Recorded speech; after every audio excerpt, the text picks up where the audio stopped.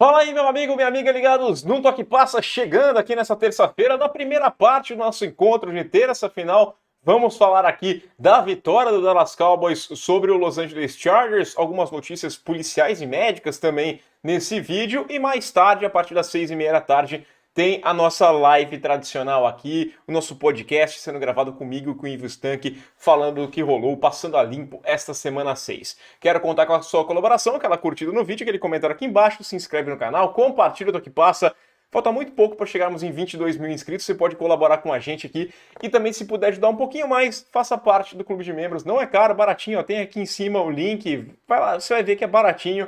Tem grupo no Telegram para bater papo e concorre a prêmios. Com 200 membros, vou sortear mais uma jersey, vai ser a terceira jersey, mais uma réplica da The Duke, né, que é a bola da NFL, e 3 camisas da Fanatic Sport Nation. Todo mês tem sorteio de camisa da Fanatic Sport Nation. Conheça a Fanatic, aqui embaixo tem o link e tem um cupom de desconto também no Toque Passa. E convido você a abrir sua conta na BetMais. Você que gosta de apostas esportivas, a BetMais é o seu lugar. Conheça a BetMais e abra sua conta através aqui, ó, do link do Toque Passa também. Vamos nessa, roda a vinheta. Vamos lá então, fazendo o balanço aqui, 10 acertos e 5 erros nesta semana nos meus palpites. Voltei para os 60%, foi ok, né? Voltei para os 60% na temporada. Semana passada que foi ruim, né? E essa semana ok, né? 10 podia ter sido 11 e 4, foi 10 e 5, ok. Tá valendo porque foi uma semana um pouco confusa, alguns jogos surpreenderam. Aliás, eu tava revendo aqui os meus palpites que eu fiz antes de começar a temporada, né? Fui lá e fiz todos os palpites, quem que vai vencer, cada divisão, qual que é a campanha. E aí, olhando especificamente a semana 6, se eu tivesse apostado no meu domingo, né? Inclusive até aqui na quinta-feira, o único jogo que eu errei foi o da segunda-feira. Eu tinha colocado o Chargers antes de começar a temporada, mantive os Chargers e me dei mal. Mas todos os outros jogos eu tinha acertado. Então, rapaz, eu podia ganhar uma graninha boa aí se eu tivesse colocado o Domingão baseado na semana, no que eu fiz na pré-temporada. Vou ver se eu faço isso, né? Faço uma apostinha com o meu pensamento agora e com o que eu pensava antes de começar a temporada. Mas agora que eu pensei nisso, não vai rolar mais. Mas vamos lá então falar dessa vitória do Dallas Cowboys sobre o Los Angeles Chargers, 20-17, vitória muito importante para Dallas, né? Se recupera da pancada que levou na semana passada contra os 49ers. Não foi uma vitória bonita, não é um jogo que passa aquela impressão de que, nossa senhora, agora vem com tudo, esses Cowboys são de novo um time para Super Bowl. Não passou essa impressão, algumas falhas, alguns problemas, a gente vai conversar um pouquinho, mas é importante, né? Tá 4-2, volta a encostar nos Eagles. Agora tem a bye week, vai descansar pensando na vitória, pensando em campanha positiva. Os Eagles estão 5-1, eles estão 4-2, então, né, tá aberta essa divisão ainda, até porque a derrota para os Eagles foi bastante preocupante contra a equipe dos Jets, né? Então tem disputa ainda lá na NFC Leste. Foi um jogo legal em alguns momentos, com algumas boas jogadas, mas não foi um espetáculo, foi uma partida que acabou sendo um pouquinho aquém. Eu tinha brincado no Twitter, eu tinha brincado no grupo de membros, e aí eu brinquei, coloquei lá no Twitter, porque a ideia parecia interessante, que o jogo seria decidido por uma posse, e quem tivesse a última posse para vencer o jogo ia perder. Cravei, mas não dá para dizer que assim tenha sido uma previsão tão assim difícil, né? Me parece até um tanto quanto óbvio, considerando que eram Dallas Cowboys e principalmente o Los Angeles Chargers. Poucos times são tão capazes de perder partidas dependendo só dele quanto a equipe comandada pelo Brandon Staley. Dois times que tinham dificuldades para finalizar, né? E os Chargers fora de série. 20-17 Cowboys. Vi 2 minutinhos e 19 no relógio, 2 minutos e 19, né, na hora que saiu o field goal do 20-17. E aí, uma segunda para 2 no campo de defesa, primeira jogada dentro do 2-minute warning. E aí o que acontece com a equipe dos Chargers? Sofre o primeiro sack. Isso aí, o Micah Parsons estava fazendo um jogo apagadaço, fez uma jogada muito importante, mandou o Herbert 8 jardas para trás, e aí nós temos uma terceira para 10. O Herbert é novamente pressionado, força um passe para o Quentin Johnston, e aí o Stephon Gilmore aparece para fazer a interceptação e fechar a conta. Tá aí a derrota para os Chargers. Foi até engraçado aqui focaram ali naquela mulher japonesa ali, né? Ela comemorando, tudo lá na hora que marcaram o touchdown, acho que 17-17, e tá tudo ótimo, de repente voltam nela e aquela tristeza absoluta, que é o que o torcedor dos Chargers vive. Não tem como, né? O torcedor dos Chargers é um sofrimento atrás do outro. Primeiro eu vou começar aqui falando de Dallas, né? Lado ofensivo, eu gostei do deck, alguns bons momentos, eu gostei principalmente da capacidade dele de fugir de algumas pressões. Ele sofreu 5 sacks, sim, mas ele conseguiu estender umas jogadas, e aí tem que destacar a jogada que ele consegue a conexão de 60 jardas com o Pollard, né? Porque a pressão estava vindo, era uma 3ª para 11, ele escapa do sack muito bem, que ia complicar, ia ter que devolver a bola, cara, ele encontra o Pollard no meio, e aí é um passe curto, né? E o Pollard também, outra coisa, ele consegue transformar isso aqui em 60 jardas de ganho, colocar o time em condições de seguir sua campanha e anotar pontos no placar, né?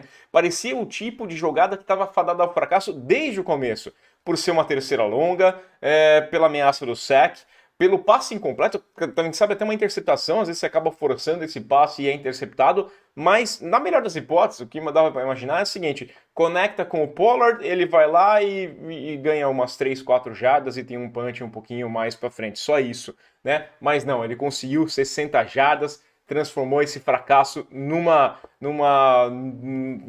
sucesso tremendo, numa campanha que terminou com o touchdown. E aí a gente também tem que aproveitar já e dar aquela criticada na defesa dos Chargers, que fez algumas boas jogadas, mas teve muita dificuldade em tirar o time em terceiras descidas, né?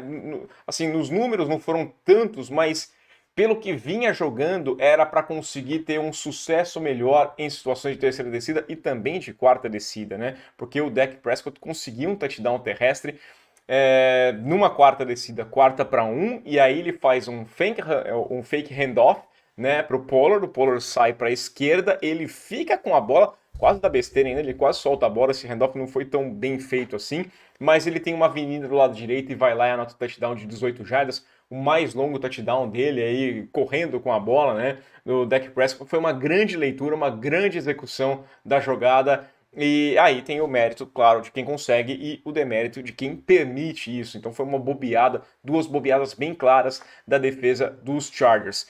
Lá do lado de Los Angeles, a gente vai ter que criticar. Bom, abre o espaço aqui para mim, até acho interessante a gente falar, né? O Dak foi bem, né? O jogo que pegar as estatísticas dele na partida de ontem, ele foi 21 de 30 nos passes, 272 jardas, um passe para touchdown, nenhuma interceptação, foi sacado 5 vezes, e aí teve um rating de 109.3. Ótimo, uma grande partida. E quando é para elogiar, a gente vai lá e elogia. Quando é para criticar, a gente critica, né? E eu critico o trabalho do Brandon Staley, porque, cara, a linha ofensiva jogou mal, né? O Justin Herbert foi pressionado em 42% dos snaps, foi atrás desse número aqui, 42% dos dropbacks teve pressão, o maior número de pressão que sofreu o Herbert durante toda a temporada. A média dele era de 25% apenas, um sack só, mas tendo que sair do pocket, sendo forçado para fora do pocket na maioria das vezes, sendo incomodado. E isso é ruim, foi um trabalho ruim. A linha ofensiva é muito boa dos Chargers, né? Então aí tem uma questão mais da comissão técnica, porque em questão de nome é muito boa. O Herbert terminou o jogo com 22 de 37, 227 jardas, 2 passos para touchdown e teve a interceptação que selou o jogo, teve um rating de 84. Não foi uma partida péssima, mas também eu tenho que criticar o Herbert, como eu disse, quero manter a justiça, né? Se é para elogiar, elogia, quando é para criticar, a gente critica. O Herbert não pode perder tanto passe quanto ele perde. Teve 2 bolas pro Allen que ali não dá para perdoar o erro, né? Eram passes muito fáceis de serem completados. Muita gente questiona aqui, putz, mas ele não tem o cara livre toda hora, e quando ele tem livre, ele faz algumas besteiras, então tem que criticar. Eu acho o Herbert um quarterback top 10.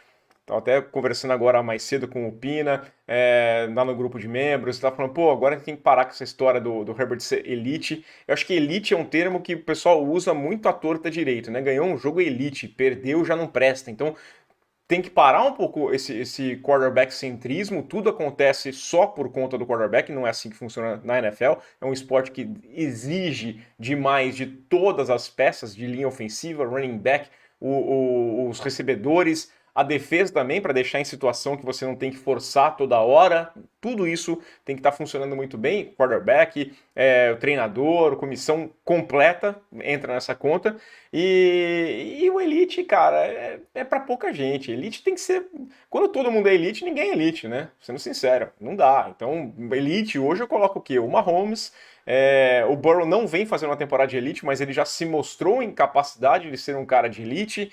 O Hurts, o ano passado, teve uma temporada de elite, não sei como é que ele vai se manter, se ele vai ser um quarterback de elite, mas você tem alguns momentos, né? O Aaron Rodgers é um cara de elite, isso é diferente. Agora, outros nomes são bons quarterbacks, ótimos quarterbacks, ou então medianos. Né? Eu acho que o Herbert é um ótimo quarterback, um bom para ótimo, mas elite é outra parada. Tem que parar um pouquinho. O jogo terrestre dos Chargers não funcionou. O Eckler voltou da lesão do joelho e, cara, teve pouco, 14 carregadas, 27 jardas apenas. O time teve 23 carregadas no total, né? Os Chargers 53 jardas é pouco. Precisa estabelecer esse jogo terrestre. Isso é parte da linha ofensiva também, ajuda muito para conseguir abrir os espaços, né? Enquanto isso, a equipe do Dallas teve 96 jardas terrestres. Né, o Prescott correu 40 jardas, foi o principal corredor, mas aquela corrida de 18 jardas mudou bastante. O Pollard 15 carregadas, 30 jardas, pouco, né? Não foi assim tão bem, mas pelo lado defensivo bom da equipe dos Chargers, ali conseguindo parar esse jogo terrestre, mas mesmo assim, 96 jardas é um número considerável e importante para vencer o jogo. Como eu disse, não foi uma grande partida, mas é uma vitória muito importante. Dallas não me convence completamente, ainda tenho críticas ao trabalho do McCarthy, não acho que é time para ganhar o Super Bowl nesse momento. Achava antes de começar a temporada, quando começou a temporada, achava que era um time para acabar com essa maldição de não chegar no Super Bowl. Não acho nesse momento. Precisa vencer aquele grande jogo, coisa que não aconteceu. Mas tá aí, vitória importante e tá na briga, tá no bolo. Vamos ver como é que vai se portar daqui por diante. A equipe dos Cowboys descansa na próxima semana, né? Volta só lá no dia 29. E teremos os Chargers entrando em campo no próximo domingo, já contra o Kansas City Chiefs. Em Kansas City, tá 2-3. Difícil imaginar que esse time vai conseguir chegar nos playoffs, né? Quem sabe sirva pelo menos para ser o fim do trabalho do Brandon Staley por lá. Vamos lá então, plantão médico e policial nesta terça-feira, começando pela notícia da detenção do cornerback Darion Kendrick, da equipe do Los Angeles Rams, horas depois da vitória sobre o Arizona Cardinals. O Yves Tank já deve estar acionando os advogados, provavelmente pedindo aí a perda dos pontos do jogo, né? Passando para o adversário, passando para os Cardinals.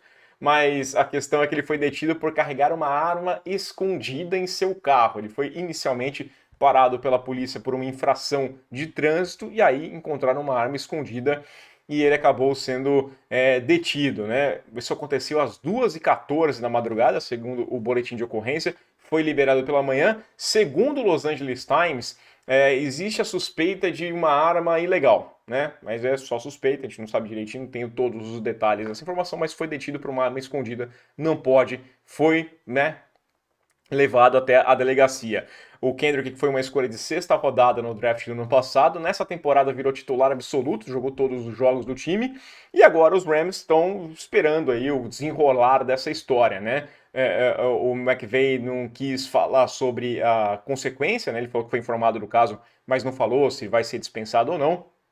Os Rams também não comentaram a situação, estão esperando mais detalhes para saber o que atitude tomar com o Kendrick, cornerback da equipe lá de Los Angeles. Subindo um pouquinho então de São Francisco, de Los Angeles vamos para São Francisco para falar das lesões dos 49ers. Estamos de olho, claro, mas o Kyle Shanahan falou na segunda-feira, trazendo informações sobre o McCaffrey, Deebo Samuel e o Trent Williams. O Deebo tem um problema no ombro e vai ser avaliado todos os dias, né? Até o próximo jogo, segunda-feira contra os Vikings. Então tem um diazinho a mais aí para tentar recuperar. Está sendo avaliado diariamente para saber se tem condições de jogo ou não. A mesma situação é com o Trent Williams. Ele tem uma lesão no tornozelo, sabe que não é uma torção no tornozelo alto, né? Aquele tão temido problema que costuma abater os jogadores, mas vai ser avaliado também todos os dias. Com relação ao McCaffrey, é uma lesão no oblíquo, que é esse músculo lateral aqui, né? Claramente, o McCaffrey tem muito mais do que eu estaria mais protegido com uma capa de gordura aqui, mas os 49ers demonstram um certo otimismo. No report de lesão aparece oblíquo costela, então tem uma preocupação de existir um problema nos dois, pode ter um problema de costela também, não se sabe, está passando por exames, muito provavelmente nesta terça-feira vai sair o resultado. Pouco depois eu colocar esse vídeo no ar, porque é assim que funciona. Mas tendo uma novidade, eu vou colocar nas redes sociais minhas, do Toque Passa. Aqui embaixo também nos comentários, eu vou deixar fixo lá se tiver alguma atualização sobre o McCaffrey. Estão discutindo até da possibilidade dele jogar com um colete à prova de bala, né? Para proteger um pouquinho mais essa posição. Toma muita pancada, então é difícil, tem que ver qual que é o desconforto também do jogador com essa questão muscular no oblíquo, se for só oblíquo e não a costela também. Partindo para Las Vegas, o Josh McDaniels falou da situação do Jimmy Garoppolo, quarterback que saiu no segundo tempo da vitória dos Raiders sobre os Patriots no domingo e foi direto para o hospital, né? Parece que a situação é melhor do que eles imaginaram. O McDaniels falou que ele foi levado para o hospital porque tinha a preocupação de existirem danos internos, né? Então ficaram com aquele medo, já botaram ele na ambulância e levaram para o hospital. E os exames mostraram que, cara, ele escapou de um problema maior, então é menos preocupante. O status com relação ao próximo jogo, né, que é contra os Bears, ainda é incerto. E lá pro lado do Chicago também existe dúvida com relação ao quarterback, porque o Justin Fields saiu machucado, né? Teve uma lesão na mão no jogo do final de semana contra os Vikings, ele deslocou o dedão da mão direita. Complicadíssimo, né? É a hora onde dá o gripe aqui e até essa situação. O Eberflus falou que a situação dele vai ser avaliada para saber se ele tem força para segurar a bola, porque aqui é onde prende a bola, não adianta, né? A posição é doubtful, né? É tipo duvidosa a chance dele jogar, porque é difícil imaginar, convenhamos, deslocar o dedo não parece fácil que você consiga jogar sem dor, ter força suficiente e pouca dor para conseguir acertar um passe, né, com um problema no dedão da mão direita. O raio-x deu negativo, passou também por ressonância magnética. Assim que tiver novidade a gente vai atualizar. Ou hoje também aqui nas redes sociais, ou então na nossa live às 6h30. Reforço o convite para você acompanhar com a gente a partir das 6h30 aqui no Toque Passa. Se inscreve no canal e clica no sininho para ser notificado. Seguindo com quarterbacks, vamos lá para os Titans, porque o Ryan Tannehill saiu machucado também do jogo de Londres, na derrota para os Ravens no final de semana. E ele sofreu uma torção no tornozelo alto, aquela torção tão chata ali, né, que é ruim e incomoda bastante. E a única boa notícia é que os Titans estão de folga nesse final de semana, então dá um tempinho a mais para se recuperar. O Mike Vrabel falou que é a mesma lesão que o Tannehill sofreu no ano passado. Naquela situação ele perdeu 2 jogos, então pode perder a próxima partida contra os Falcons no dia 19. E aí nós temos o Malik Willis, que acabou sendo substituto do Tannehill no jogo contra os Ravens, e o Will Levis, né, o calouro draftado aí no segundo round, competindo pela chance de ser titular. Falei ontem aqui para mim que o Will Levis é um grande derrotado por perder para o Malik Willis. Malik Willis ano passado foi horrível, horrível mesmo, muito mal mesmo. Já chegou a achar que ele não teria condições de ser quarterback, de fazer parte do elenco nessa temporada, mas o Will Levis conseguiu perder a posição de QB2 para o Malik Willis. E aí, vamos ver se ele vai ter quem que vai ser o quarterback se o Tannehill de fato não tiver condições de jogar, mas só lá no dia 29. E para fechar, falando também de quarterback, o dono dos Colts, o Jim Irsay, falou ao The Athletic que Anthony Richardson muito provavelmente não vai jogar mais nessa temporada. O calouro teve uma lesão no ombro na semana 5, foi colocado na lista dos contundidos, e aí a notícia era de que ficaria ali entre 4 semanas, que é o mínimo da injury reserve, né? O cara que está machucado perde automaticamente 4 jogos, pelo menos, ou então 8 jogos. 8 semanas seria essa previsão, entre 4 e 8 semanas. Foi constatada uma lesão grau 3, né, na articulação do ombro, e aí o Irsay disse aí para a ESPN que existia um debate de como seria essa recuperação, né, com a possibilidade dele fazer uma cirurgia que aí o tiraria, né, de um tempo maior. A cirurgia aconteceria na próxima semana, algo o mais rápido possível. Agora o Irsay falou ao The Athletic que com a cirurgia o quarterback provavelmente não entra em campo mais nessa temporada. Não é certo, claro, às vezes a recuperação dele é muito rápida, muito boa e pode mudar, mas tudo leva a crer que esse é o caminho com relação à escolha de número 4 do último draft, o Anthony Richardson. E aí, de novo, eu volto a dar parabéns para a equipe do Indianapolis Colts, né? Eu sempre falo aqui que quando você drafta um quarterback, que você vê um potencial no cara, por mais que ele seja grande, tenha um corpanzil, o cara seja forte, que possa bater, isso aqui, é a mesma coisa de comprar um celular novo. Compra um celular novo, você vai lá, bota uma capinha, compra, coloca ele com todo carinho em cima da mesa, não faz. Passando um tempo, né, você começa a jogar, que você já sabe como é que ele funciona, aí você começa a jogar ele para um lado para o outro, você trata de uma forma menos delicada, mas no começo você tem todo aquele carinho, bota película, cuida ali com carinho. Então você drafta uma linha ofensiva, você protege esse cara. Não, a equipe dos Colts pegou um celular novo, acabou de sair da loja, foi lá e começou a tacar ele na parede. Joga pra cá, joga pra lá, vamos ver quanto é que funciona. Vamos ver se é resistente aqui, vai lá. E foi isso que eles fizeram. Botaram o cara pra correr toda hora, ele se machuca numa jogada em que era uma corrida desenhada já pro quarterback. Não trataram bem, o cara se machucou, teve lesão no joelho, teve concussão. Em 5 semanas ele jogou 4 partidas, ficou de fora de uma por concussão e agora pode perder por toda a temporada. Entendo que, não necessariamente o cara tá pensando nessa temporada, é mais pro futuro, mas era importante ele estar lá, nem que fosse como reserva, para observar um pouquinho mais, e agora tá aí o Anthony Richardson fora. O Gardner Minshew era o melhor reserva, então acho que foi essa a ideia, né? A gente já tem um reserva aqui, a gente tem o melhor reserva da NFL, como todo mundo fala, então, joga essa porcaria pro lado, vamos ver se funciona. E o Minshew, bom, ele até estava na lista de muita gente que falava assim, putz, precisa de um quarterback, né? Os Jets, nossa, eles precisam de um quarterback. Pô, eles podiam tentar convencer os Colts e pegar o Gardner Minshew. Agora vai ser o quarterback titular, mas também precisa jogar mais do que jogou no final de semana. Foi abaixo da crítica contra os Jaguars. E agora a gente vai ver o Gardner Minshew tendo uma nova chance como titular lá na equipe do Indianapolis Colts. É isso, pessoal. Ó, a partir das 6h30 da tarde, então, no Toque Passa, se inscreve no canal e clica no sininho aqui, você vai ser notificado assim que for começar a nossa live, assim que entrar um vídeo novo também. Então fica ligado que é a nossa gravação de podcast, é um programa que dura aí mais de 1 hora, a gente vai conversar. Então nessa quarta não tem vídeo, mas vai ter um vídeo especial na quinta-feira, tá? Vou me juntar com o Ivo aqui pra gente fazer um debate legal. Então fica ligado no canal, se inscreva, vamos tentar passar os 22 mil aí já nessa semana. Tô torcendo muito para esses 22 mil chegarem logo. Estou sonhando com 25 mil até o fim da temporada e você colabora com o Toque Passa, passando aí, espalhando a palavra do Toque Passa. Valeu, pessoal. Aquele abraço.